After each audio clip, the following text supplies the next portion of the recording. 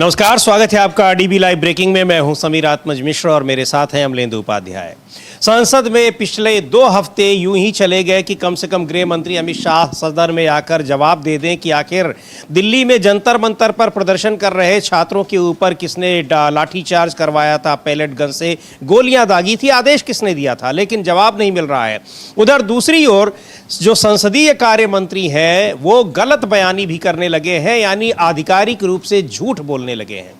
और झूठ बोलकर वो फंसा किसको रहे हैं? लोकसभा में नेता प्रतिपक्ष राहुल गांधी को। लेकिन राहुल गांधी ने उस झूठ को पकड़ा ही नहीं, उसका जवाब भी दिया है। और जवाब देने के बाद कितने शर्मसार हुए हैं किरण रिजिजू, हुए भी हैं कि नहीं भी हुए हैं ये हम देखेंगे, लेकिन जवाब जो राहुल गांधी ने दिया है वो देखना बड़ा महत्वपूर्ण है। और ये सबसे बड़ी बात तो ये कि आखिर किरण रिजिजू को ये झूठ बोलने की ज़रूरत क्यों पड़ी है, इस पर हम चर्चा करेंगे। लेकिन सबसे महत्वपूर्ण बात यह है कि यहाँ पर जंतर मंतर पर प्रदर्शनकारी छात्रों के ऊपर लाठीचार्ज कराने की जिम्मेदारी कोई भले न ले रहा हो, लेकिन उसको लेकर पूरे देश में जेन ज़ी यानी छात्र और युवा सड़कों पर हैं और सरकार के खिलाफ वो लगातार प्रदर्शन कर रहे हैं। उस पर उन खबरों पर भी हम चर्चा करेंगे। इधर बड़ी खबर सुप्रीम कोर्ट से भी है और सुप्रीम कोर्ट की एक टिप्पणी ने फिर लोगों को हिला दिया है कि आखिर सुप्रीम कोर्ट इस तरह की टिप्पणियां कर कैसे सकता है। क्या टिप्पणी कर दी है सुप्रीम कोर्ट ने और क्यों उसकी इतनी चर्चा हो रही है, इस पर भी बात करेंगे। सबसे पहले बात करते हैं राहुल गांधी और किरण रिजिजू के बीच जो ट्विटर पर संवाद हुआ है। पहले किरण रिजिजू ने एक ट्वीट किया और उन्होंने लिखा कि राहुल गांधी से हमारी मुलाकात हुई है और मुलाकात के बाद वो महिला आरक्षण विधेयक पर, यानी जो परिसीमन कानून है उस पर जो संविधान संशोधन विधेयक लाया जा रहा है उस पर वो सहमति जताने को तैयार हो गए हैं। राहुल गांधी लिखते हैं कि ये आप किसकी बात कर रहे हैं, ये तो पहले ही पारित हो चुका है, इसको तो लागू करना है। तो ये यहाँ पर राहुल गांधी जो लिख रहे हैं, पहले हम वो देख ले रहे हैं। ट्वीट में उन्होंने लिखा है कि रिजिजू जी, संसदीय कार्य मंत्री होने के नाते आपसे बेहतर ये कौन जानता होगा, महिला आरक्षण विधेयक 2023 में ही सर्वसम्मति से पारित हो चुका है, कांग्रेस के पूर्ण समर्थन के साथ। सवाल यह है कि 3 साल बाद भी वो लागू क्यों नहीं हुआ और अब आप उसे परिसीमन से बेवजह क्यों जोड़ना चाहते हैं। 2023 का कानून लागू कीजिए बिना किसी शर्त के। रिजिजू का जो ट्वीट है वो भी हम लोग देखेंगे कि वो लिख क्या रहे हैं। वो लिख रहे हैं कि ये एक पॉजिटिव संकेत है कि कांग्रेस पार्टी और राहुल गांधी वो महिला आरक्षण को लेकर हमारे साथ है, अपनी सहमति दे रहे हैं और जब संसद में हम वो विधेयक ले आएंगे तो उस पर वो हमारे साथ दिखाई पड़ेंगे। लिखा है किरण रिजिजू ने, जो जिस ट्वीट को राहुल गांधी उनको उसमें टैग किए हुए हैं, लिख रहे हैं कि ये कांग्रेस पार्टी की ओर से एक सकारात्मक संदेश लगता है। महिलाओं के प्रति श्री राहुल गांधी जी की सोच में स्पष्ट बदलाव दिख रहा है। अब मुझे उम्मीद है कि कांग्रेस पार्टी महिला आरक्षण विधेयक का बिना किसी शर्त के समर्थन करेगी। अब ये बात उनकी कब हुई, कैसे हुई, लेकिन राहुल गांधी उस पर जो लिख रहे हैं कि आप जो बात कर रहे हैं, जिस विधेयक की बात आप कर रहे हैं वो 3 साल पहले ही पारित हो चुका है, लेकिन आप लागू नहीं कर रहे हैं। आप ये बताइए कि इसको लागू क्यों करेंगे। अमलेंदु जी, ये किरण रिजिजू इस तरीके का झूठ सार्वजनिक रूप से बोल सकते हैं और क्या उनको उम्मीद थी कि राहुल गांधी इसका जवाब नहीं देंगे कि हमारी कब आपसे बात हो गई? उम्मीद तो उनको बिल्कुल रही होगी, लेकिन उन्होंने सोचा होगा कि इस बहाने जो है घेरा जाए और झूठ बोल के निकल लिया जाए। क्योंकि बीजेपी की पॉलिसी ये रहती है, शाखाओं में शायद यही सीख कर आते हैं कि झूठ बोलना है, बार बार बोलना है, जोर से बोलना है और कितना लंबा झूठ बोलना है। इतना लंबा झूठ बोलोगे लोगों की पकड़ में नहीं आएगी सच क्या है।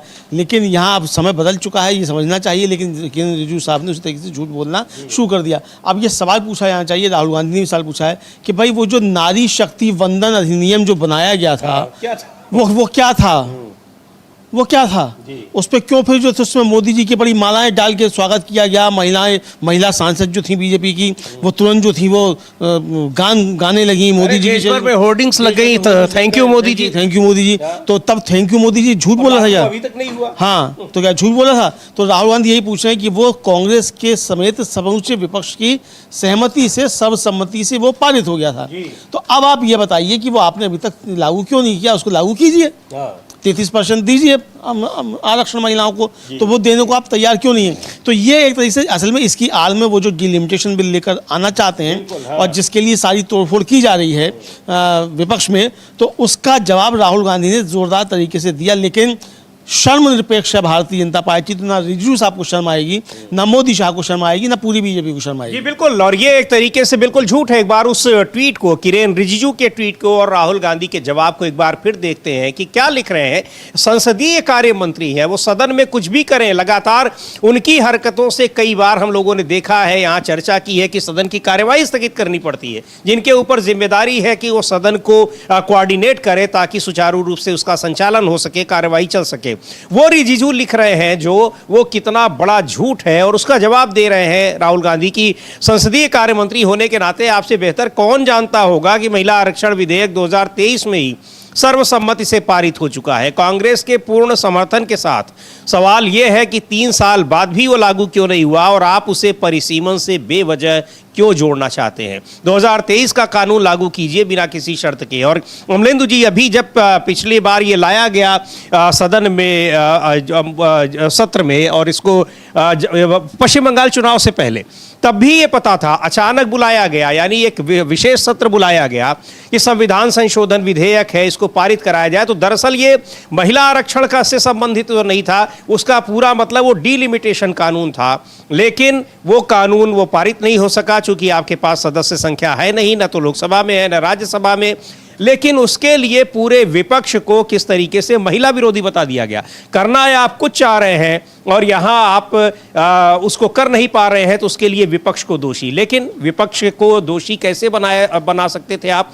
वही कानून पारित हो चुका है पूरे विपक्ष की सहमति से। अब यहाँ आपने जो कहा कि आप झूठ कितने कॉन्फिडेंस से बोल लेते हैं, कल ही कहीं देख रहा था, कुछ बयान आया मोहन भागवत का, और वो कह रहे थे कि 1930 में झंडा फहरा दी, तिरंगा पहली बार फहराया गया था।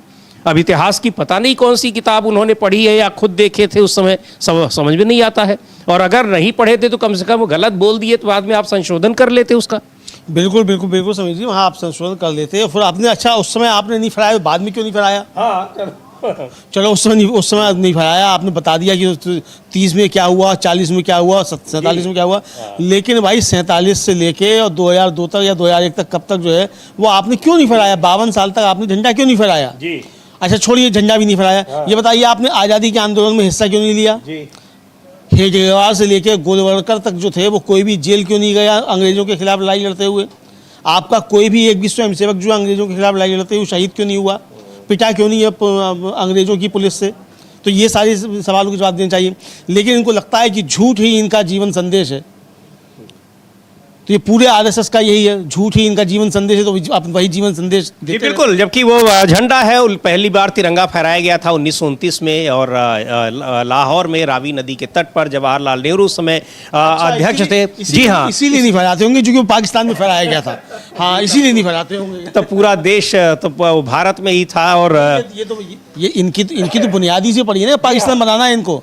अभी भी इनको पाकिस्तान बहुत प्रिय है, बिना बताए बिरयानी खाने चले जाते हैं, तो इसीलिए। जी बिल्कुल, लेकिन ये बहुत बड़ा सवाल ये है कि संसदीय कार्य मंत्री इतना बड़ा झूठ बोल दे रहे हैं कि आप एक तो महिला आरक्षण को लेकर झूठ बोल रहे हैं, और उसके बाद आप बता रहे हैं कि नेता प्रतिपक्ष के बातों से ये सकारात्मक संदेश जा रहा है और कांग्रेस पार्टी इसके लिए तैयार हो गई है। अब इसके जरिए वो क्या संदेश देना चाह रहे हैं, और संदेश पहुंच भी रहा है कि नहीं पहुंच रहा है? आजकल ये भी हो गया है कि आप जितने संदेश दे रहे हैं वो गलत तरीके से ही पहुंच रहे हैं, चाहे प्रधानमंत्री रील बनाकर संदेश दे रहे हो, या फिर मोहन भागवत संवाद करके संदेश दे रहे हो, या फिर किरेन रिजिजू इस तरीके से ट्वीट करके संदेश दे रहे हो। इनका संदेश ऐसा लग नहीं रहा है कि जहां जिसको जब भेजना चाह रहे हैं वहां उस तरीके से वो पहुंच पा रहा है। इधर आप छात्रों के साथ संवाद कर रहे हैं और छात्रों की मांग है वहां कि आप उनकी बातों को क्यों नहीं सुन रहे हैं। इधर छात्रों की बात करने के लिए अगर राहुल गांधी प्रयागराज जा रहे हैं, आज वहां उनका कार्यक्रम है, उसको रोकने की कैसी कोशिश की गई? आखिरकार अमलेंदु जी उसी जगह पर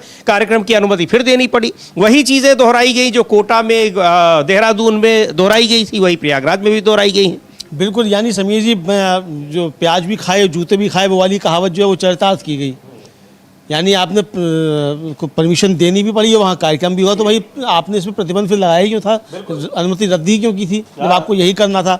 अच्छा, पुलिस ने भी परमिशन दे दी है कार्यक्रम की, तो सब आप जब परमिशन दे रहे हैं तो आपको क्या क्या दिक्कत आई? अब इसी तरीके से मल्लिकार्जुन खड़गे जा रहे हैं उत्तराखंड, तो अब वहाँ उनकी रैलियों में जो है अड़चनें लगाई जा रही हैं। तो आप ये सब क्यों करते हैं कि बाद में आपको जो है कहावत कहूँगा नहीं मैं, वो करना पड़ता है। है ना। तो जो आप मतलब जो करते हैं फिर उस पर आप कायम क्यों नहीं रह पाते? तो ये सरकार की कमजोरी और बीजेपी की कमजोरी क्यों दिखाते हैं? बिल्कुल, ये चीज है कि आप उसको रोकने की कोशिश क्यों कर रहे हैं जिसको आपको पता है कि आप नहीं रोक सकते हैं। देश का संविधान, देश का कानून उसकी इजाज़त नहीं देता है कि अगर कोई किसी से संवाद कर रहा है और उसमें किसी भी तरीके के वो प्रशासनिक और कानूनी चीज़ों का वो अनुपालन नहीं कर रहा है, वो कानून के दायरे में रहकर की जा रही हैं, तो आप उसको कैसे रोक सकते हैं? वहाँ पर किसी से संवाद करने की, वहाँ पर सभा करने की ये तो इजाज़त संविधान ने दे रखी है, फिर भी आप उसकी कोशिश करते हैं, लेकिन कोशिशों में कामयाब नहीं होते हैं और आखिरकार फिर आपको वही करना पड़ता है। लेकिन ये सारी चीज़ें ये बता रही हैं कि सरकार कहीं न कहीं छात्रों की इस आंदोलन से और वो भी जंतर मंतर के बाद जो कुछ हुआ उससे डरी हुई लग रही है। इधर राहुल गांधी ने एक संदेश जारी करके कहा कि आज मैं पहुंच रहा हूं 8 तारीख को प्रयागराज। उनके उस संदेश को भी हम लोग सुनेंगे और आज 5 बजे छात्रों के साथ वहां उनका संवाद है। लाखों की संख्या में छात्रों ने रजिस्ट्रेशन कराया हुआ है, वो वहां पर उनसे सीधा संवाद करेंगे। एक संवाद कार्यक्रम है छात्रों की गूंज, जो कार्यक्रम NSUI का चल रहा है लगातार, उसी के तहत। और इधर झारखंड में जो छात्रों का प्रदर्शन चल रहा है वहां से भी हम अभी थोड़ी देर में अपने संवाददाता को जोड़ेंगे और जानने की कोशिश करेंगे कि क्या कुछ वहां चल रहा है। लेकिन हेमंत सोरेन जो मुख्यमंत्री हैं झारखंड के, उन्होंने छात्रों के इस आंदोलन को उस तरह से ट्रीट नहीं किया जैसा कि जंतर मंतर पर देश भर से आए छात्रों के आंदोलन को NDA सरकार ने किया, प्रधानमंत्री ने किया। कोई नेता उनकी बात सुनने वाला नहीं रहा। जब वहां पर संसद मार्च की घोषणा की गई और संसद की ओर जाने लगे, तब जाकर कहीं पर कान में जूं रेगी और आखिरकार छात्रों की मांगों के आगे झुकना पड़ा। लेकिन उससे पहले छात्रों को देशद्रोही और ना जाने क्या क्या बता दिया गया था। हेमंत सोरेन को एक बार सुनेंगे हम लोग। लेकिन ये चीज जिस तरीके से हेमंत सोरेन ने छात्रों से बात करने की, राहुल गांधी ने भी कल बात की थी, हम लोगों ने उसकी चर्चा पर यहाँ पर कार्यक्रम में भी उसका जिक्र किया था कि वहाँ फ़ोन पर बात करने के बाद उन्होंने ये आश्वासन दिया कि हम सरकार से इन सारे मुद्दों पर बात करेंगे। तो ये अमलेंदु जी जो एक तुलना दिखाई जा रही थी मीडिया के एक हिस्से के जरिए कि वहां पर आंदोलन चल रहा है, कोई पूछ नहीं रहा है, और यहां जंतर मंतर पर सब दिखा रहे थे, वहां जिस तरीके से आंदोलन का रिस्पेक्ट किया जा रहा है और यहां जो कुछ किया गया, ये तुलना भी तो होनी चाहिए। बिल्कुल समीर जी, ये तुलना होनी चाहिए। अच्छा, और मजे की बात ये है समीर जी की जो तमाम यूट्यूबर जो थे यहाँ बाद में पहुँच गए थे 20 जुलाई के बाद दिल्ली में जनता मंतर पर, अब वो सब झारखंड भी पहुँच गए। मतलब वो जो गोदी मीडिया का आया था वो पहुँचे तो पहुँचे, ये भी सब पहुँचे हुए हैं। तो मतलब क्या सिर्फ ये व्यूज़ बटोरना यही आपका मकसद है? ये भी सवाल उठने पर यार, वो अलग मसला है। लेकिन जिस तरीके से वहाँ संवेदनशीलता सरकार ने दिखाई है, सरकार के मंत्रियों का एक प्रतिनिधिमंडल उनसे बातचीत कर रहा है छात्रों के साथ, कल भी बातचीत हुई थी और आज भी जो है वहाँ उनका मंत्रिमंडल का एक प्रतिनिधिमंडल जो है वो पहुँचा हुआ है, छात्रों के प्रतिनिधि पहुँचे हुए हैं। 2 गुट हैं वहाँ प्रदर्शनकारियों के, दोनों गुटों से अलग अलग बातचीत कर रहा है। वहाँ उनके खाने पीने का इंतजाम कराया जा रहा है। ये सब हो रहा है। कांग्रेस ने वहाँ खाने पीने का इंतजाम कराया। राहुल गांधी खुद बात कर रहे हैं वहाँ छात्रों से। क्या यहाँ छात्रों से अमित शाह ने बात की? क्या नितिन नवीन ने बात की? क्या नरेंद्र मोदी ने बात की? यहाँ नितिन नवीन तो क्या क्या बता रहे थे कि इस्तीफा दे दिया, लेकिन शिक्षा मंत्री तक नहीं आए बात करने के लिए। शिक्षा मंत्री बात करने नहीं आए। शिक्षा मंत्री ने कोई बातचीत नहीं की, बल्कि देशद्रोही और क्या दहशतगर्द कहा। तो क्या यहाँ किसी की तरफ से कहा गया? तो ये एक अंतर जो है उसको समीर जी यहाँ देखना चाहिए। बिल्कुल, और सुन लेते हैं क्या कह रहे हैं हेमंत सोरेन छात्रों के इस आंदोलन को लेकर। उन्होंने क्या कुछ कहा है और कह रहे हैं कि हम उनसे हमारी वार्ता चल रही है और उनकी मांगों पर, उनके आंदोलन के प्रति हमारी संवेदना है, हम उसको देख रहे हैं कि क्या कुछ उसमें किया जा रहा है। क्योंकि ये आंदोलन, इसमें झारखंड लोक सेवा आयोग और तमाम दूसरी प्रतियोगी परीक्षाओं में धांधली की बातें हो रही हैं और ये पिछले 26 साल से, जब से झारखंड बना है तब से कहा जा रहा है कि लगातार हो रही है, लेकिन अभी तक उसमें सुधार नहीं हुआ है। सुनते हैं हेमंत सोरेन को क्या कह रहे हैं। मतलब सर, बातचीत कमेटी बनी हुई है सर, क्या आज बातचीत वगैरह होगी सर? आपको पता वो सब एक जो माध्यम है वो माध्यम हमने बता रखा है और बात करने के लिए भी हम लोग तैयार हैं। सरकार हर छात्रों का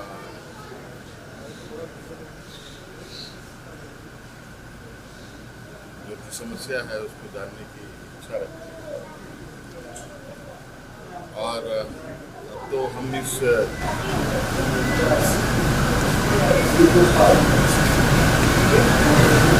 जो छात्रों की इच्छा है वो शिक्षा को हम जयपाल सिंह स्टेडियम से बाहर तक ले जाने की कोशिश की। पूरे राज्य की जो हमारे छात्र छात्राएं हैं तो इस संबंध में अपने विचार रखते हैं, वो अपनी राय दे सकते हैं। और एक मजबूत और बड़े रिफॉर्म के साथ आगे हम लोग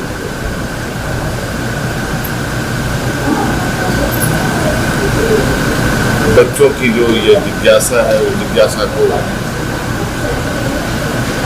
उनके अनुरूप बनाने के उद्देश्य से आगे बढ़े। तो ये हेमंत सोरेन कह रहे हैं कि उनकी बातों को सुना जा रहा है और जो कुछ उसमें सरकार कर सकती है वो करेगी, यानी संवाद बनाए हुए है सरकार। ऐसा नहीं है कि वो आंदोलन पर बैठे हुए हैं और कोई सरकार को पता ही नहीं चल रहा है कि कोई आंदोलन कर भी रहा है। इधर हमारे संवाददाता वहाँ पर पंकज पहुँचे हुए हैं और उनसे हम बात करेंगे। वहाँ पर उन्होंने जो कुछ देखा है, एक रिपोर्ट उन्होंने भेजी है आंदोलन में, वहाँ छात्रों की क्या मांगे हैं, क्या कुछ चल रहा है, सरकार का क्या रवैया है और राजनीतिक दलों के लोगों का समर्थन किस तरीके से मिल रहा है। ये सारी बातें उनकी रिपोर्ट में। एक बार देखते हैं क्या कुछ बता रहे हैं हमारे साथी पंकज।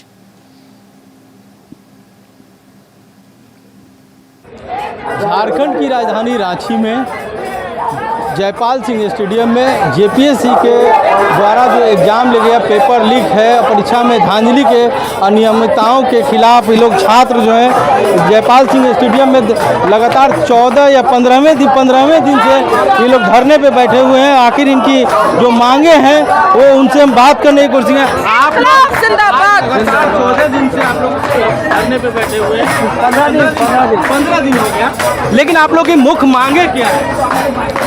देखिए, यहाँ पर जो मूल रूप से मांगे रखी गई है, जेपीएससी को, जो 14वीं जेपीएससी है उसको रद्द करने की मांग कही गई है। जो सीजीएल में धांधली हुई है उसको रद्द करने की बात कही गई है। तो कल जो वार्तालाप हुई है डेलीगेशन की, उन्होंने आश्वासन दिया है सरकार ने, और ये हम लोग समझ सकते हैं कि मतलब छात्र युवा हकीकत में होते हुए देखना चाहते हैं, और जब तक ये मांगे पूरी नहीं हो जाती, ये जो हुजूम है, ये छात्र युवा यहाँ बैठे रहेंगे। हम लोग हकीकत में होते हुए देखना चाहते हैं। सरकार ये कतई ना सोचे कि सिर्फ आश्वासन से काम चल जाएगा, वो हकीकत में उनको धरातल पर करके दिखाना पड़ेगा, तभी ये हो पाएगा। अन्यथा 10 तारीख को विधानसभा मार्च होगा। आगे आप लोग लगातार धरने में बैठे, क्या-क्या मांगे? हम लोग का सीजीएल जो इसमें जो बहुत ज़्यादा धांधली जो हुआ है, हम लोग सीआईडी में हम लोगों को भरोसा नहीं है, विश्वास पात्र नहीं है। हम लोग छात्र संगठन का यही हम लोग का नारा है, ओनली सीबीआई जांच होना चाहिए, और सीबीआई जो करेगी हम लोग को मानने तैयार है। और जेपीएससी और जेएससी रिफॉर्म चाहिए। कोई भी सरकार का, कोई मंत्री का, मुख्यमंत्री का हमको इस्तीफा नहीं चाहिए, हमको सिस्टम में बदलाव चाहिए। देखिए, छात्र हैं, इनका कहना है कि हमें किसी मंत्री या किसी का इस्तीफा नहीं चाहिए, हमें सिर्फ जो परीक्षा में जो है उस धांधली हो रही है उसके बदलाव चाहिए। झारखंड में जो ये भ्रष्टाचार का दलदल है, इसको साफ करना जरूरी है। इसीलिए सीबीआई के अलावे और किसी के ऊपर भरोसा नहीं है। जेपीएससी और जेएसएससी दोनों में जितने भी परीक्षा हुई है, जितने में गड़बड़ियां पाई जा रही है, सबको रद्द किया जाए। यही हम लोगों का छात्र यूनियन से मांग है, और इसके अलावा हम लोग किसी चीज़ में और संतुष्ट नहीं होंगे। आप लोगों से लगातार बातें चल रही है, क्या बातें हुई हैं? अभी तक कोई बातें नहीं हुई है। हम लोग डटे हुए हैं, जब तक सरकार हमारी बातें नहीं मानेगी, जब तक जेपीएससी और जेएसएससी रद्द नहीं करेगी, हम लोग हड़ताल पे रहेंगे, हमेशा हड़ताल पे रहेंगे। जिन हाथन ने सानक मिट्टी सींचा हमको बीज, जिन हाथन ने सानक मिट्टी सींचा हमको बीज, उन हाथन पे सबक के बिखरा बड़ा हुआ जो बीज, उन हाथन पे सबक के बिखरा बड़ा हुआ जो बीज, जो जीवन का चक्का दिया जलाए, जीवन का चक्का दिया जलाए, आँख मूंद सब तान के चादर अपना सपना भाई, अजय बस अपना सपना भाई, जीवन का चक्का। और भी लोग हैं, उनसे भी हम बात करने की कोशिश करेंगे। जिस तरह से लगातार आज 15वां दिन है बच्चे जो है आंदोलन कर रहे हैं, उनके परिजन भी हैं, वो लोग भी सड़क पे आ चुके हैं। पहले नंबर पर सीट बेचना बंद करे सर। एसएससी जेपीएससी बिल्कुल भ्रष्ट संस्था है। आज तक उन्होंने सिर्फ सीट बेचा है और स्टूडेंट का जो पढ़ने लिखने वाले छात्र हैं उनका लाइफ खराब किया उन्होंने। ये सारी चीजें नहीं चलेगी।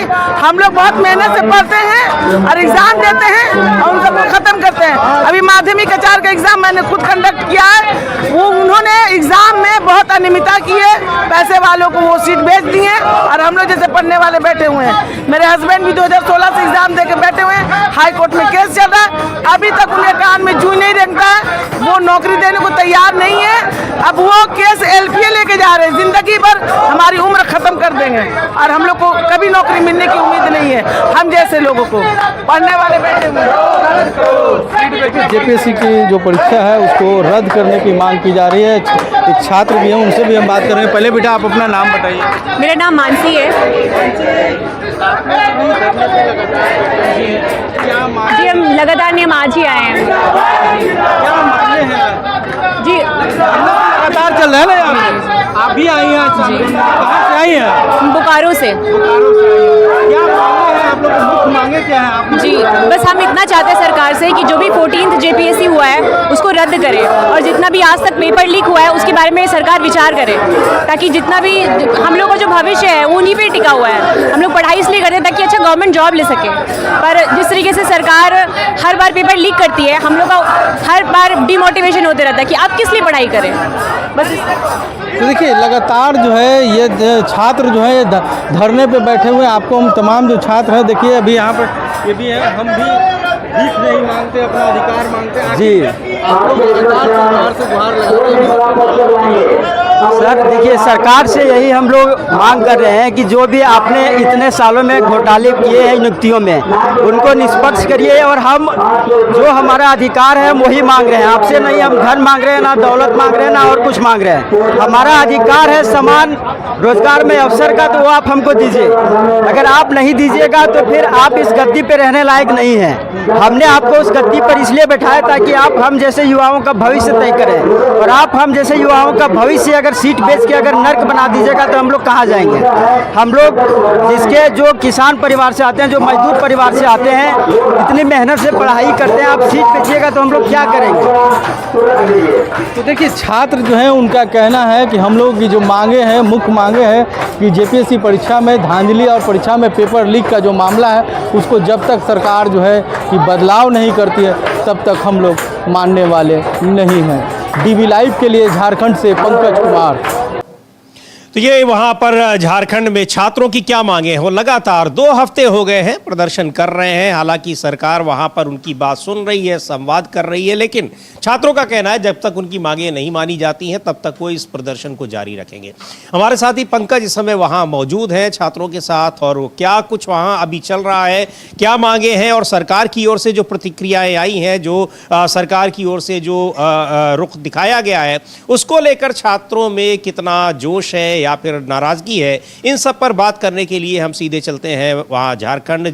और पंकज उनको हम जानने की कोशिश करेंगे कि क्या कुछ चल रहा है। लेकिन यहाँ ये सवाल भी उठाए सीधे सीधे दिख रहा है, उठ रहा है कि आखिर जब यहाँ जंतर मंतर पर प्रदर्शन हो रहा था तो सरकारों ने कितनी संवेदनशीलता दिखाई। और यही नहीं, जंतर मंतर पर ही नहीं है, बिहार में भी प्रदर्शन हुआ पेपर लीक के खिलाफ, वहाँ सरकार ने कितनी संवेदनशीलता दिखाई। अमलेंदु जी, वहाँ तो AK-47 से छात्रों पर गोली चला दी गई। बिल्कुल AK-47 से गोली चला दी गई, मुकदमे तमाम कायम किए गए, संगीन धाराओं में मुकदमे कायम किए गए। यहाँ दिल्ली में भी जो है संगीन धाराओं में मुकदमे कायम किए गए। यहाँ भी पैलेट गन चली, लाठियाँ चली, कील लगी लाठियाँ चली और सिर पे मारा गया, सिर फोड़ने की कोशिश की गई। अभी मुंबई में NSUI के एक कार्यकर्ता को गिरफ्तार किया गया है, वो भी हम लोग दिखाएंगे इसी आंदोलन के सिलसिले में। वो लड़की रिया अहीर जो आई थी जिसने रोका था, उसको किस तरीके से ट्रोल किया जा रहा है, उसकी FIR दर्ज नहीं की जा रही है। जो जिन लोगों ने प्रदर्शन में हिस्सा लिया उनको किस तरीके से ट्रोल किया जा रहा है, धमकियां दी जा रही हैं, उनकी जो निजी जानकारियां हैं वो सब सोशल मीडिया पर पोस्ट की जा रही हैं।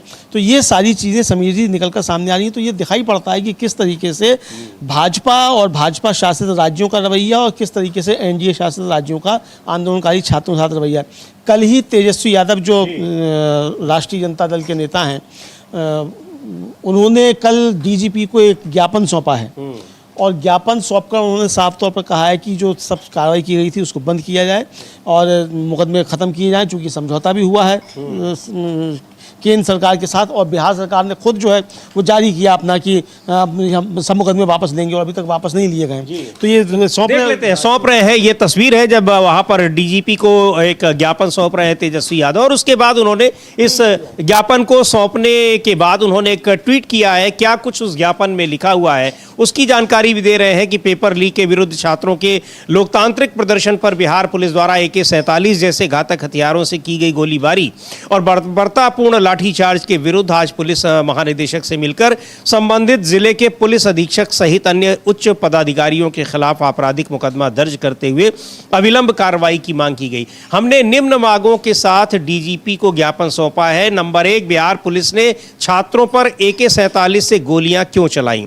Number 2, trigger happy Bihar police के द्वारा निशाना लेकर बच्चों पर शूट टू किल की सोच के साथ गोलियां बरसाई गई जो अत्यंत दुखद और अलोकतांत्रिक है। नंबर 3, बिहार पुलिस ने भीड़ नियंत्रण के graded response action plan protocol के SPO का पालन क्यों नहीं किया। फायरिंग का आदेश देने वाले वरिष्ठ पुलिस अधिकारियों के खिलाफ अब तक कोई ठोस कार्रवाई क्यों नहीं हुई। छात्र आंदोलन के दौरान पुलिस द्वारा की गई बर्बरतापूर्ण कार्रवाई की न्यायिक जांच कराई जाए। साथ ही बिहार की बदहाल विधि व्यवस्था को दुरुस्त कर पुलिस प्रशासन की मनमानी पर अंकुश लगाया जाए तथा भविष्य में ऐसी घटनाओं की पुनरावृत्ति रोकने के लिए आवश्यक दिशा निर्देश जारी किए जाएं। तो ये इन 5 सवालों के साथ, इन 5 प्रश्नों के साथ उन्होंने ये ज्ञापन सौंपा है, इनका जवाब मांगा है। ये जवाब मांगा ही जा रहा है।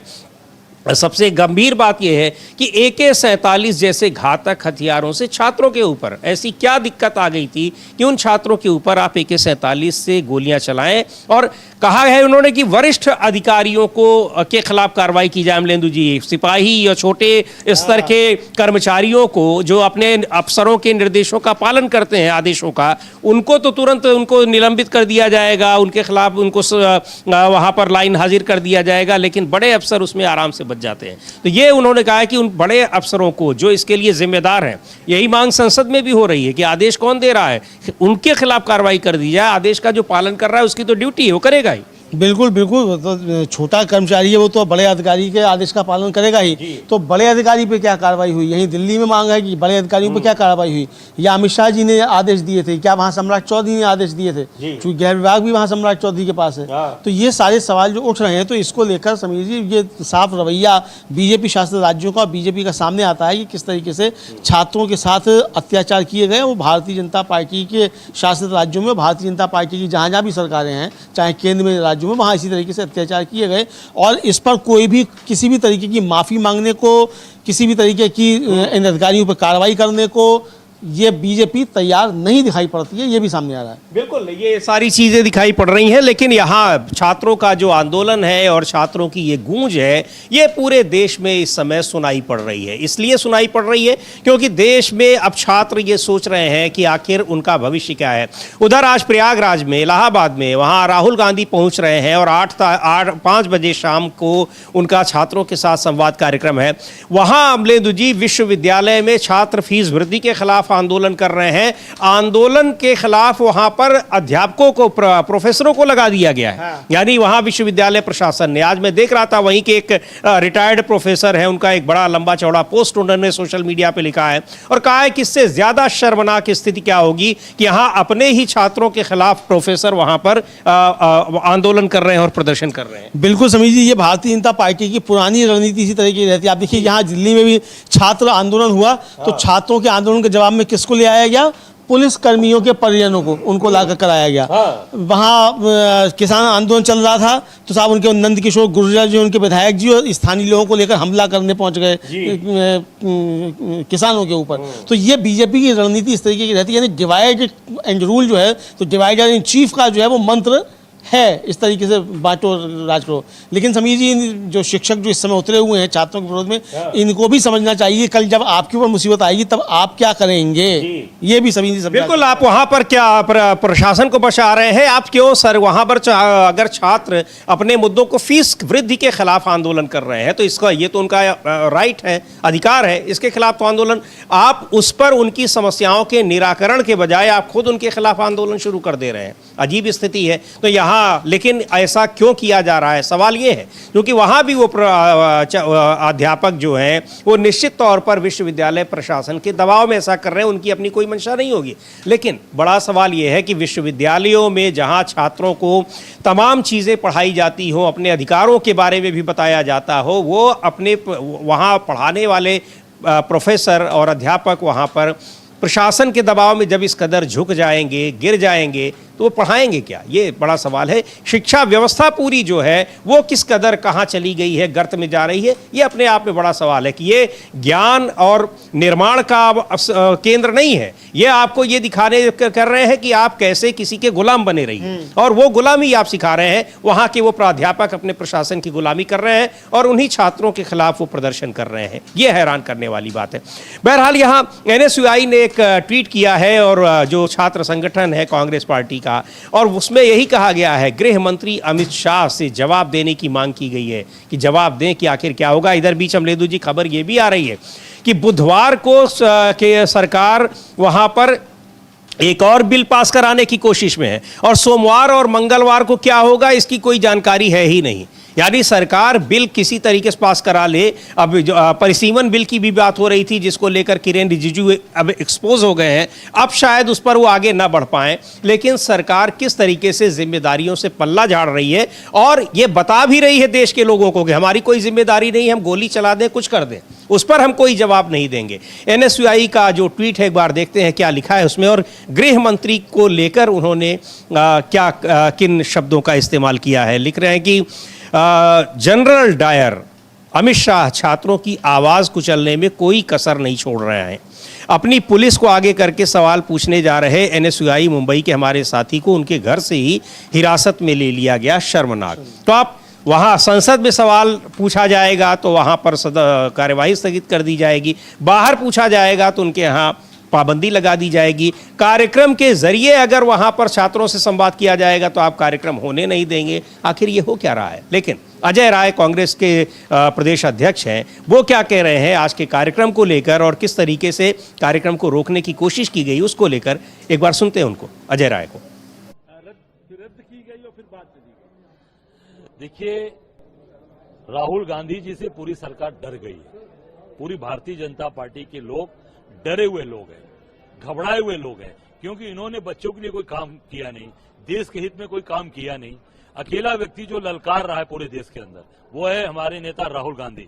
राहुल गांधी के कार्यक्रम को डिस्टर्ब करने का प्रयास किया राजस्थान के कोटा में, वहां भी परमिशन देकर निरस्त किया, फिर दिया छात्रों के दबाव में।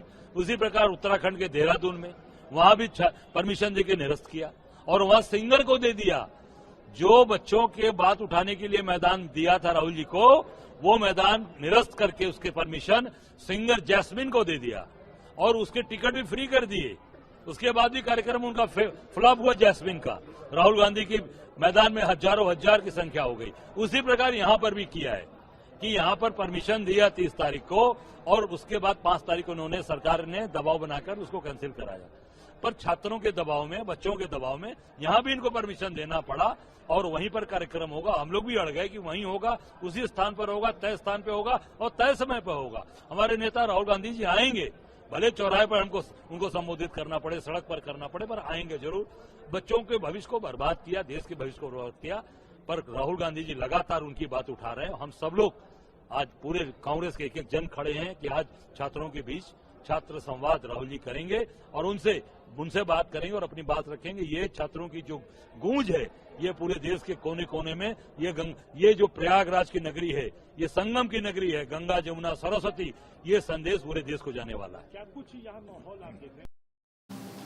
तो वहाँ पर किस तरीके से रोकने की कोशिश की गई, यही काम कोटा में और देहरादून में भी किया गया यहाँ भी, लेकिन वहाँ पर आज जा रहे हैं। और उसके पहले राहुल गांधी ने एक वीडियो पोस्ट करके कहा भी कि आ रहा हूँ प्रयागराज छात्रों से संवाद करने के लिए। लेकिन इससे ये पता लग रहा है कि आखिर सरकार वहाँ पर सबकी आवाज़, चाहे वो विपक्ष की हो, छात्रों की हो, युवाओं की हो, सबकी आवाज़ को दबाने के ऐसे तरीके अपना क्यों रही है। संसद में भी आप विपक्ष की आवाज़ को सुनना नहीं चाहते और वहाँ भी सदन की कार्यवाही स्थगित करवा दे रहे हैं। ये सब हो क्या रहा है? राहुल गांधी का सुन लेते हैं, जो ट्वीट उन्होंने किया है प्रयागराज आज जाने के और छात्रों के साथ संवाद करने के अपने कार्यक्रम को लेकर। क्या कह रहे हैं वो?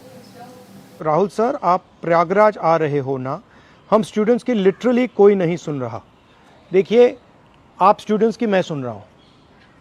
मैं प्रयागराज में रोज़गार के बारे में, जॉब सिचुएशन के बारे में आपसे चर्चा करने आ रहा हूँ और मैं एक बात को 100% एक्सेप्ट करता हूँ कि आज के हिंदुस्तान में जो हमारे स्टूडेंट्स हैं, चाहे वो एजुकेशन हो, चाहे वो रोज़गार हो, उनका आज हिंदुस्तान में भविष्य नहीं है और इसको हम सबको मिलके बदलना है।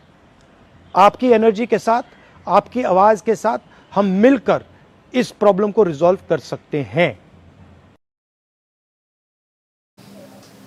तो वहाँ पर आप पहुँच रहे हैं और वहाँ आपके साथ हम संवाद करेंगे और क्या साथ चीज़ों को बदलेंगे, जो आपकी दिक्कतें हैं उनको हल करेंगे, सुनेंगे। और इधर हमारे साथी जुड़े हैं पंकज, कहाँ से, जहाँ छात्रों का आंदोलन चल रहा है, रांची में, झारखंड की राजधानी रांची में। पंकज, बहुत बहुत स्वागत है कार्यक्रम में आपका। आपकी रिपोर्ट हम लोग सुन रहे थे, छात्रों की नाराज़गी किन चीज़ों को लेकर है, वहाँ पर परीक्षाओं में जो धांधली हो रही है, क्या कुछ कह रहे हैं? सरकार की जो कोशिशें हो रही हैं, सरकार जो संवाद कर रही है, अभी वहाँ के एक मिनिस्टर का भी हम बयान देख रहे थे, अभी दर्शकों को भी सुनवाएंगे क्या कह रहे हैं, उसको लेकर छात्रों में कोई संभावना दिखाई पड़ रही है या फिर उनको लग रहा है कि ये केवल टालने की कोशिशें हैं? क्या कहना है छात्रों का सरकार के रवैये को लेकर? देखिए, सरकार की तरफ से लगातार वार्ता जारी है, लेकिन वार्ता में जो भी छात्र भी वार्ता से ही आए थे, उनकी भी जान हमने सुनी और उनकी जान भेजी भी है हमें।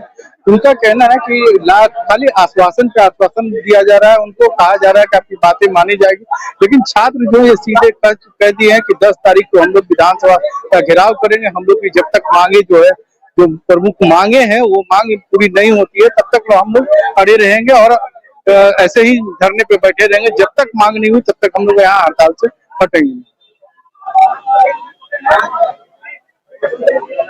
का क्या कहना है सरकार का पक्ष की जो ये मांगे हैं, उनकी मांगों को मानने को लेकर वो कितने गंभीर दिखाई पड़ रहे हैं? उनकी गंभीरता में आपको किस तरीके की दिख रही है कि जो मांगे हैं उनमें कौन सी मांगे मानी जा सकती हैं, किसको लेकर सरकार दुविधा में है? क्या कुछ सरकार की तरफ से आपको समझ में आ रहा है?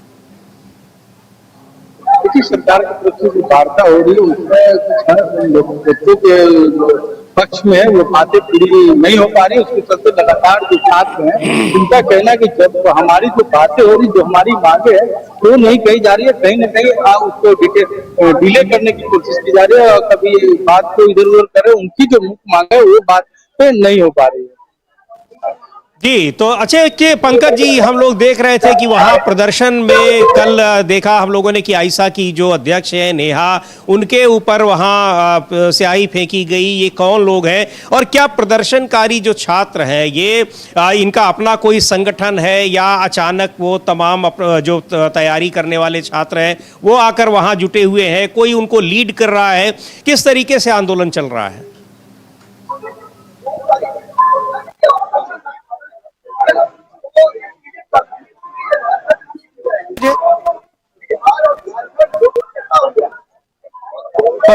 पंकज, अगर आप सुन रहे हो तो मैं जानना चाह रहा हूं कि वहां जो छात्रों का आंदोलन है उसको कौन लीड कर रहा है? जो लोग सरकार के साथ वार्ता करने जा रहे हैं उनको किसने डिप्यूट किया है वहां पर? और दूसरी बात यह कि क्या कुछ अलग अलग वर्ग के भी छात्र हैं क्या, कि एक दूसरे से वो सहमत नहीं है, असहमत है? देखिए, यहाँ पर जो छात्र जो बैठे हुए हैं उनसे भी हम बात करवाने की आप लोग कोशिश करते हैं। डायरेक्ट हम लाइव उनसे जुड़वा रहे हैं और वो लोग जो लगातार बैठे हुए हैं उनकी भारत देश में ये चीजें उठेगी नहीं तब तक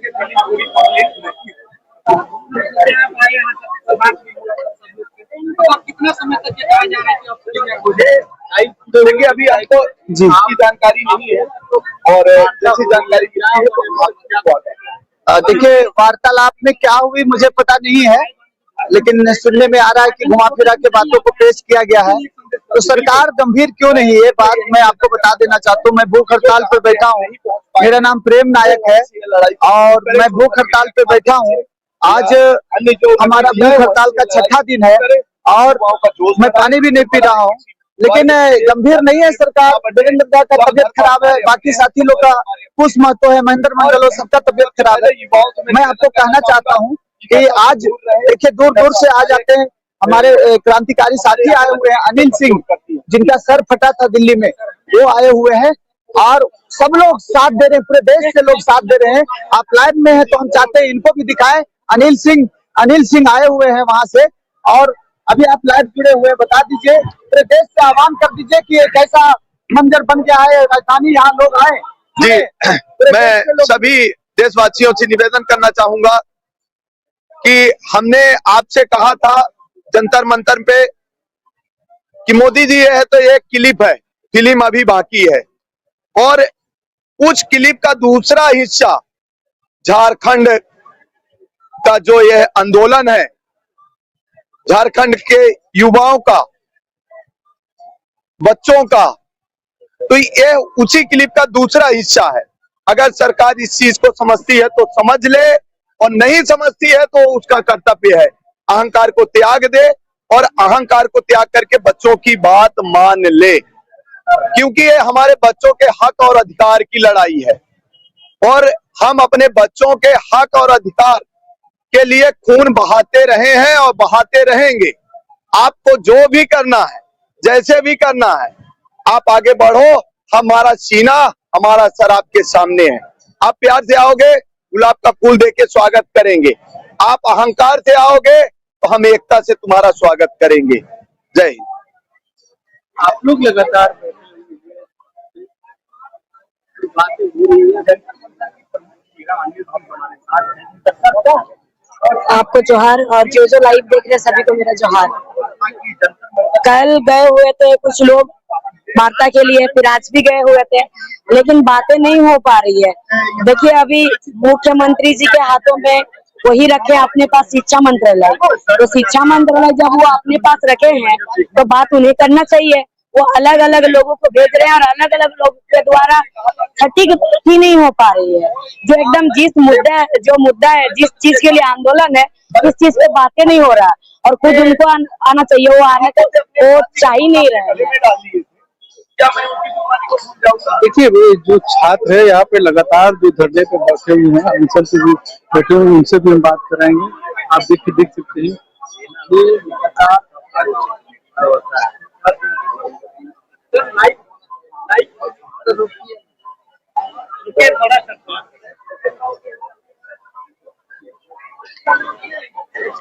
यहाँ पे और भी छात्र हैं, उनसे हम बात कराने की कोशिश करेंगे।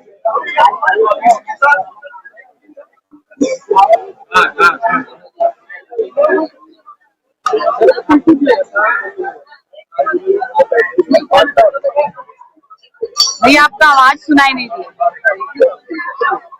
वार्ता के लिए हमारे तरफ से 7-8 के बीच में छात्र गए हुए थे, लेकिन सरकार की तरफ से जो मंत्री लोग थे वार्ता करने के लिए आए थे, उन्होंने छात्रों को ये कहकर आश्वासन दिया कि आपकी जो मांगे हैं वो हम देख रहे हैं और हम लोग इसको सुनेंगे और इस मांग को हम लोग सरकार तक पहुंचाएंगे। पर मेरा ये कहना है कि ये जो छात्र है, क्या आउट ऑफ इंडिया बैठ के ये छात्र, हम लोग कहाँ बैठ के ये आंदोलन चल रहा है, हम ये कहना चाहेंगे। ये आंदोलन तो विदेश में नहीं चल रहा है, जो मुख्यमंत्री की आवाज तक नहीं चला।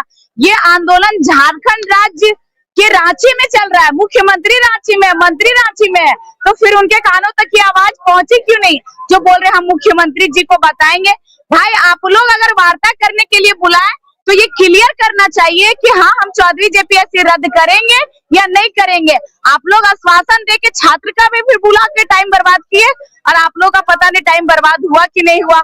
हम लोग अब डटे रहेंगे जब तक 14वीं जेपीएससी की परीक्षा रद्द नहीं होगी।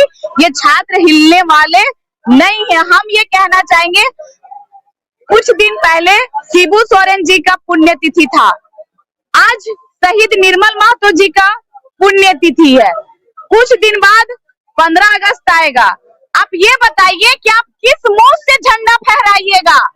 ये बताइए। इस राज्य के जो मुख्यमंत्री है, इस राज्य के जो मंत्री हैं, इस राज्य के जो विपक्ष के लोग हैं, इस राज्य के जो विधायक हैं, 15 अगस्त के दिन किस मुंह से वो झंडा फहराएंगे? भाई आप तो छात्रों के साथ इतना शोषित पीड़ित कर दिए हैं।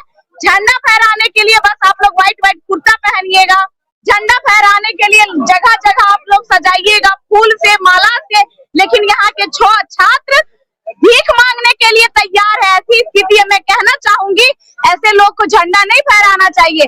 और जो झारखंड सरकार इनाम देती है कि फलना आतंकवादी को पकड़ने से इतना का इनाम देंगे, आप ये बताइए सबसे बड़े आतंकवादी कौन है जो छात्रों का भविष्य बेचे है? आप उनको पकड़िए, हम छात्र इनाम देंगे और उम्र कैद का सजा वो लोग को दीजिए। नहीं तो कोई जरूरत नहीं है, आप लोग में काबिलियत नहीं है राज्य चलाने की। आप लोग के अंदर बस एक ही काबिलियत है कि आप लोग कैसे अपना परिवारवाद चलाएंगे। झारखंड ना चला पा रहे हैं, ना आप लोग छात्र का भविष्य देख पा रहे हैं। भाई झारखंड राज्य में जितनी खनिज है, झारखंड राज्य ऐसा पहला राज्य है जो 40% खनिज संपदा अकेले देता है। आपने इस राज्य का सबसे पहले सौदा किया। आपने इस राज्य का बालू, कोयला, जल, जंगल, जमीन सब कुछ बेचा। अब आप लोगों ने छात्र के भविष्य पर निशाना साध लिया है और छात्रों की भविष्य भी आप बेच रहे हैं। आप ये बताइए, आपके घर का बेटा पढ़ेगा डायरेक्ट दिल्ली में 1 to 10, 10-12 जैसे कंप्लीट होता है, नेताओं के घर का बेटा डायरेक्ट विदेश जाता है। क्यों पढ़ाते हैं भाई? जबकि आपके अपने बेटे को आपको कोई बड़ा सरकारी दफ्तर में नहीं बैठाना है, कोई नेता को, उसको कहाँ बैठाना है? मेरे बाद की गद्दी में हम अपने बेटा, बेटी और पत्नी को पढ़ाएंगे। तो जनता का पैसा लूट के आप विदेश में अपने बच्चों को पढ़ा रहे हैं। पढ़ लिख के आपका बेटा कुछ बनेगा नहीं। आपका बेटा तो नेता बनाने की आप तैयारी में कर देते हैं। तो अपना बेटा सरकारी स्कूल में पढ़ाइए और जनता का पैसा मत लूटिए, क्योंकि ऐसे भी वो लोग, आप क्या करेंगे? हम जाएंगे, मेरे अंदर जेल होगा, मेरी पत्नी खड़ा होगी, मेरी बेटी खड़ा होगी, मेरा बेटा खड़ा होगा। तो जब वो नेताओं के बेटे सरकारी स्कूल में पढ़ेंगे, सरकारी स्कूल का दिन दशा ऐसा ही ठीक होगा, क्योंकि उनके बेटा पढ़ लिख के, आप कितने भी नेता देखिए वर्तमान में हमारे राज्य में, कितने भी नेता देखिए, उनकी घर की बहुएं होती है, वो भी सक्षम होती है। और हमारे यहाँ की जो छात्राएं हैं, जो बेटियां हैं, क्या वो पढ़ लिख के नौकरी करने के भी लायक नहीं है? यहाँ इतने सारे छात्र हैं, कम से कम हजारों की जनसंख्या में छात्र हैं। आप ये बताइए, उनके माँ बाप नहीं है, उनका परिवार नहीं है, उनका पढ़ाई लिखाई नहीं है, आज सब छोड़ के यहाँ है। कितने कोई अपने बाल बच्चा को छोड़ के यहाँ है। तो सरकार को शर्म लगनी चाहिए। आप अपना गिनती करवाते हैं सबसे अमीर मुख्यमंत्री में, और जब राज्य का गिनती होता है सबसे गरीब राज्य में गिनती होता है। तो क्या फायदा भाई आपको अमीर बन के? क्या फायदा राजा रानी सरकार का जब प्रजा आपके रोड में भीख मांग रहा हो? No doubt. देखिए, मुझे लगता है सरकार हम सब लोगों को बेवकूफ समझती है। यहाँ पे जो आप यहाँ पे छात्रों का जो भीड़ देख रहे हैं ना, वहाँ पे एक से एक धुरंधर आए हुए हैं। मैंने खुद IIT से PhD किया है, अमेरिका से पोस्ट डॉक्टरेट किया है। न जाने इस तरह से कितने यहाँ पे हाईली क्वालिफाइड और हाईली इंटेलेक्चुअल लोग यहाँ पे आके बैठे हुए हैं। और जब स्टूडेंट का डेलीगेट सरकार से बात करने के लिए जाती है, तो सरकार का कहना होता है, सरकार की तरफ से जो डेलीगेट आए हुए हैं, उस डेलीगेट का कहना होता है कि हम सरकार तक आपकी बात को पहुंचाएंगे। मतलब क्या, जो डेलीगेट में सरकार के जो मंत्री बैठे थे, डेलीगेट में जो सरकार के ब्यूरोक्रेट लोग बैठे थे, ब्यूरोक्रेसी लोग बैठे थे, जो IAS लोग बैठे थे, क्या सरकार के वो हिस्सा नहीं है?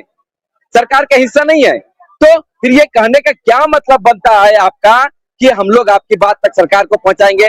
सीधा सीधा ये सरकार हम लोगों को बेवकूफ बना रही है। अगर हम लोगों को बेवकूफ नहीं बनाती तो आज 25 साल का जो ये झारखंड है, 26वां साल होने जा रहा है। हम लोग सबसे ज्यादा मतलब मिनरल रिच वाला मतलब स्टेट होने के बावजूद भी पॉवर्टी में सेकंड लास्ट पोजीशन पे आते हैं। कुपोषण में हम लोग पहला स्थान लाते हैं। 47% से ज्यादा पॉपुलेशन जो है हमारे झारखंड की कुपोषण का शिकार है। तो देखिए, जैसा कि अभी डेलीगेट हमारी वापस आई है, सहमति नहीं बन पाई है, तो यहाँ पे जो देख रहे हैं ना, धीरे धीरे ये भीड़ बढ़ती जाएगी। क्योंकि हम झारखंडी हैं, हम किसान के बेटे हैं। अभी हमारा बारिश हो रहा है तो कुछ छात्र अभी अपने किसानों में खेती करने में बिजी हैं।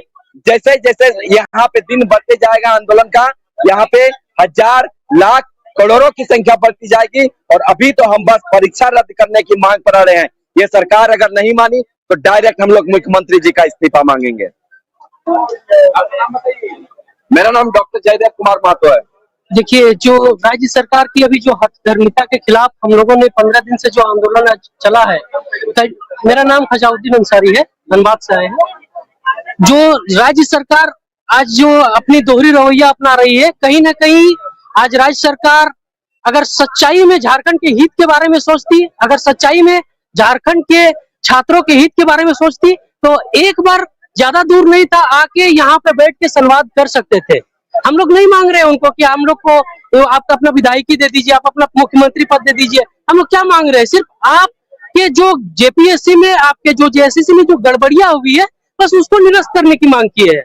हम लोग थोड़े मांगे आप लोग से। बस हम लोग गरीब घर के बच्चे हैं, पढ़े लिखे नौजवान छात्र हैं, जितने भी है, जो माँ बाप अपने बच्चों को मतलब इतना मेहनत के साथ पढ़ा के लिखा के अपना खून पसीने की कमाई दे के अपने बच्चों को अगर भेज रहे हैं, ताकि वो एक समझ रहे, सोच रहे कि हमारे बच्चे की भविष्य उज्जवल हो, हमारे बच्चे की भविष्य आगे बढ़े। और अगर इसी तरह लगातार, जैसे पहला जो जेपीएससी 2003 में हुआ, इसी तरह कंटिन्यू दूसरा जेपीएससी हुआ, दोनों में सब में धांधलियाई हुई है।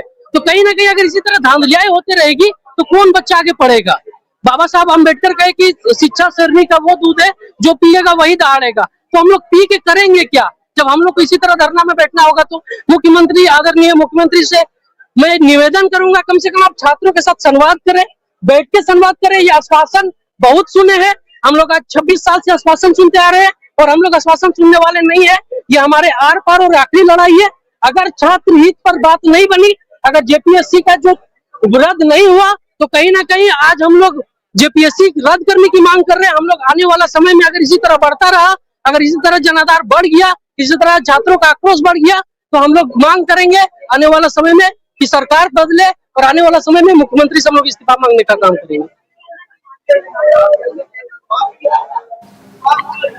तो यहाँ पर ये जो छात्र हैं, जी पंकज जी, छात्र जुड़े हुए थे, आपको उनकी सुनवाई, उनकी आप बीती जो है लगातार लोग यहाँ पे जो बैठे हुए हैं, उनके ऊपर जो सरकार के द्वारा जो बातें की जा रही है, लेकिन उनके मुताबिक उनकी बातें नहीं हो रही। छात्र नाराज हैं और अब आंदोलन और तेज करने की बात कर रहे हैं, विधानसभा घेराव की भी बात कर रहे हैं।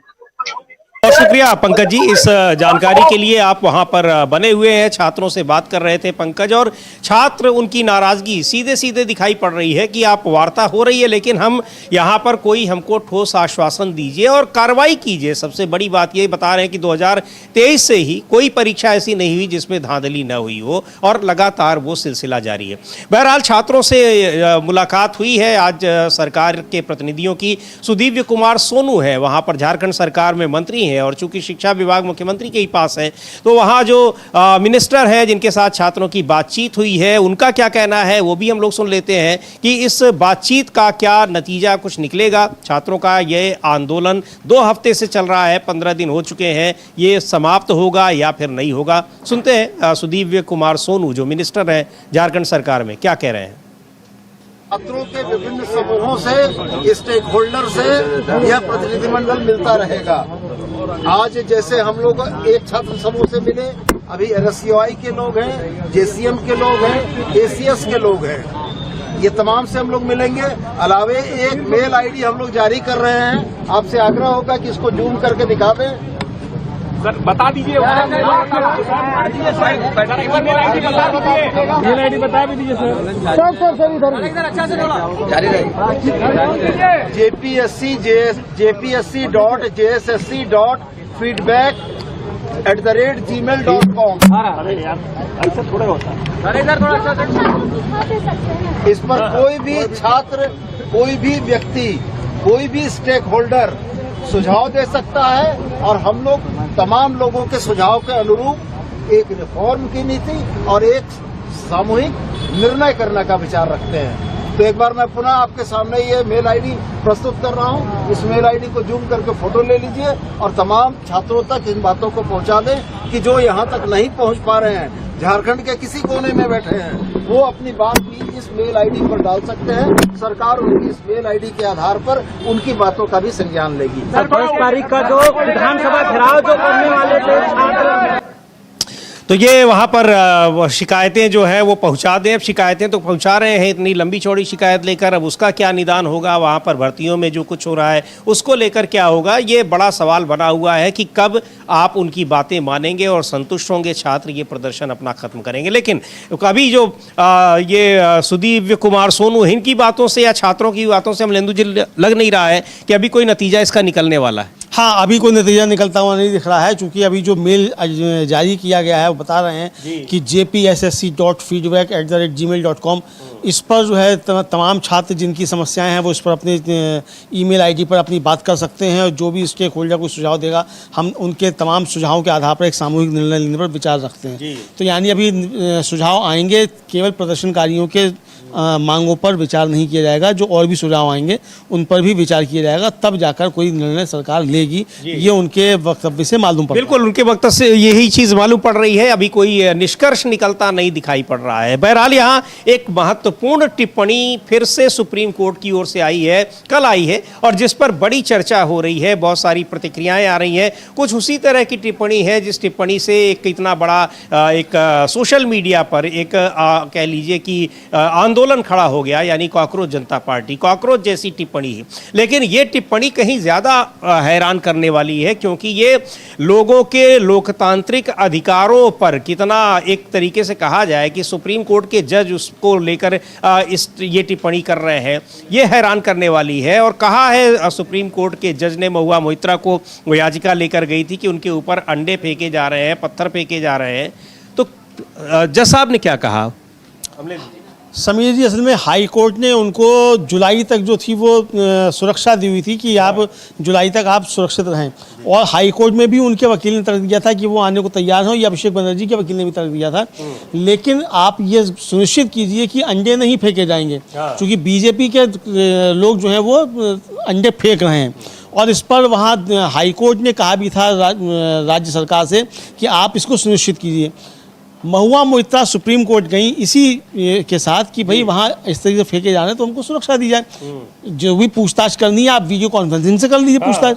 आपको पूछताछ तो करनी, गिरफ्तारी तो करनी नहीं है, पूछताछ करनी तो आपको पूछताछ करने में वीडियो कॉन्फ्रेंसिंग से क्या दिक्कत है। इस पर जस्टिस दीपांकर दत्ता और जस्टिस शील नागू की बेंच थी, उसने एक बड़ी खतरनाक टिप्पणी की है। समीर जी, खतरनाक ही कहा जाएगा इसको, ये आने वाले समय में बहुत गंभीर टिप्पणी है। और जिस तरीके से जस्टिस सूर्यकांत की कॉकरोच टिप्पणी थी, उससे भी ज्यादा भयंकर खतरनाक है। ये लोकतंत्र के ऊपर सीधा सीधा हमला है, हिंसा को जस्टिफाई करती हुई ये सुप्रीम कोर्ट की टिप्पणी है। अब सुप्रीम कोर्ट की टिप्पणियों के खिलाफ कोई कानून है कि नहीं हमें पता नहीं है, वरना होता तो हम लोग खुद जो थे इस पर एक्शन लेते कि सुप्रीम कोर्ट ऐसी टिप्पणी कर कैसे सकता है। सुप्रीम कोर्ट ने टिप्पणी की समीर जी, वो बहुत गंभीर टिप्पणी है।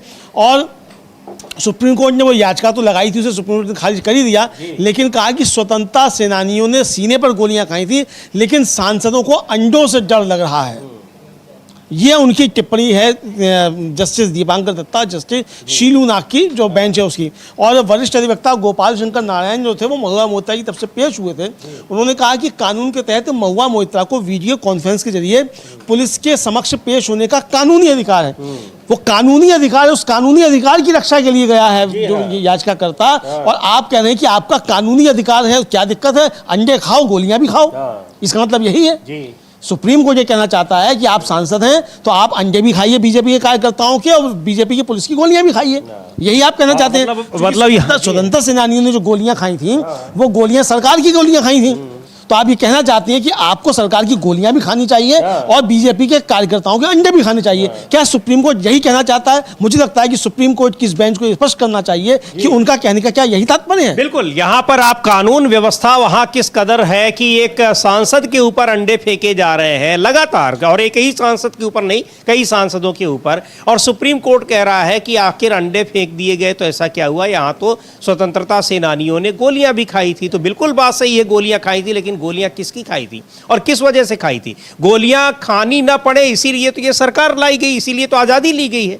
तो ये तो आप पूरी जो आज़ादी का जो पूरा एक उसकी फिलॉसफी है उसको भी आप कहीं ना कहीं उस पर सवाल उठा रहे हैं। और सबसे बड़ी बात तो ये कि आप संविधान की रक्षा के लिए बने हुए हैं, वो संविधान में आपको जो हमलावर है एक तरीके से आप उसका बचाव कर रहे हैं, और हमलावर सरकार के संरक्षण में आरोप लग रहे हैं कि वहाँ सरकार के संरक्षण में बीजेपी के लोग तृणमूल कांग्रेस के नेताओं पर हमले कर रहे हैं। एक सांसद की टिप्पणी थी कि हम लोग तो घर ही से नहीं निकल रहे हैं, अगर निकलेंगे तो हमारे ऊपर अंडे फेंके जाएंगे, पत्थर फेंके जाएंगे। मोहिता के घर पे, उनके दफ्तर पे हमला हुआ भाई, बीजेपी के लोग खड़े पुलिस की मौजूदगी में वहां से अंडे पत्थर फेंक रहे हैं। अभिषेक बनर्जी के ऊपर, अभिषेक बनर्जी पे कितना जबरदस्त हमला हुआ, और सुप्रीम कोर्ट कह रहा है कि आपको अंडों से डर लगता है, गोलियों से डर लगता है।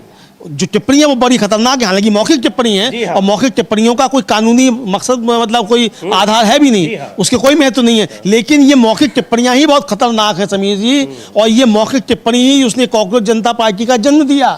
और इसी तरीके की टिप्पणी खतरनाक, और आप समझ में आता है कि सुप्रीम कोर्ट ने जो वहां की लाइव रिपोर्टिंग है उसको क्यों बंद करवाया कि वहां के विजुअल बाहर नहीं आने चाहिए, इसलिए ताकि जज साहिबान जो है डाइस पर बैठकर इसी तरीके की टिप्पणियां करते रहे, संविधान विरोधी टिप्पणियां करते रहे। टिप्पणी क्या है?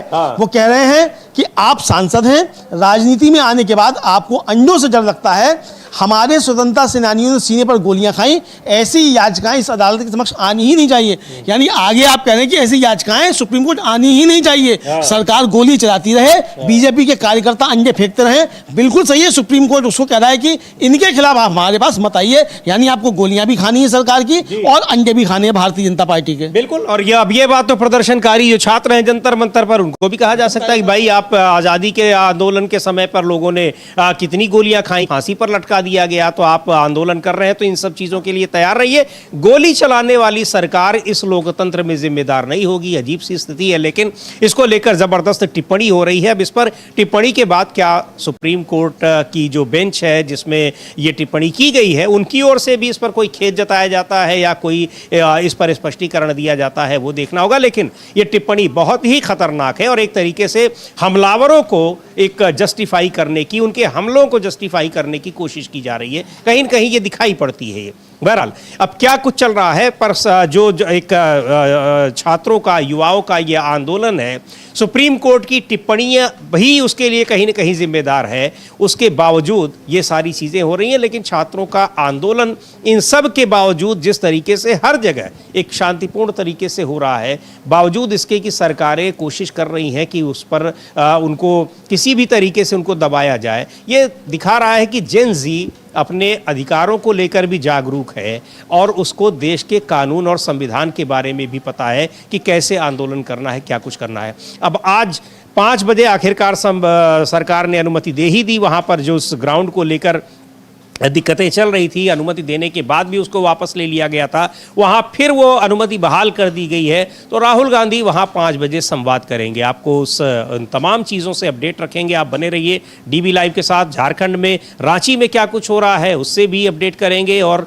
बाकी जगहों पर भी क्या खबरें चल रही हैं, क्या कुछ चल रहा है देश दुनिया में। आप डीबी लाइव में आपको सारी चीज़ों पर अपडेटेड रिपोर्ट और विश्लेषण मिलते रहेंगे। इस कार्यक्रम को भी यहीं समाप्त करते हैं। मुझे और अमलेंदु उपाध्याय को दीजिए इजाज़त। नमस्कार।